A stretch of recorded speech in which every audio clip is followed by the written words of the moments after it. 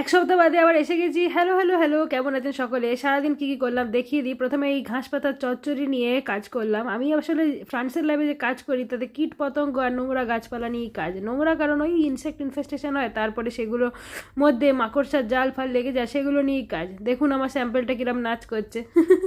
এটাকে বলে বটেক্সার। যাই হোক, এই সমস্ত হয়ে যাওয়ার পরে তারপরে ক্যান্টিনে খেতে চলে গেছিলাম। আর আজকে খেতে দিয়েছিল অতীব জঘন্য একটা খাবার। জানি না আপনাদের কিরম লাগবে, কিন্তু আমার খুব একটা ভালো লাগেনি। আলু ভাজা ছিল আর এইটা লাজানিয়া, কিন্তু তার ভিতরে সয়াবিন ছিল আর ময়দার ডালা আর ছিল কিছু অতীব সেদ্ধ করা খাবার, মানে সবজি। আর এই শশার যে এটা আছে না, শশা দিয়ে বানিয়েছে, ওটা খুব ভালো ছিল। আর মিষ্টিটাও ভালো ছিল, ওটা নারকলের মিষ্টি ছিল। তো মিষ্টি আর এই শশার স্যালাড, এই দুটো জিনিসই আমার বেশি ভালো লাগলো। কাজকর্ম নিয়ে আমাদের রিসার্চারদের জীবনে নানান রকম টেনশন লেগেই থাকে, তাই মাঝে মাঝে ভিডিও দেওয়া বন্ধ হয়ে যায়। কিন্তু সেই কাজের মাঝখানে বাচ্চাদের যদি সাথে সময় কাটিয়ে নিতে পারেন কিছুক্ষণ, মন দেখবেন ভালো হয়ে যাবে। দেখা হচ্ছে পরের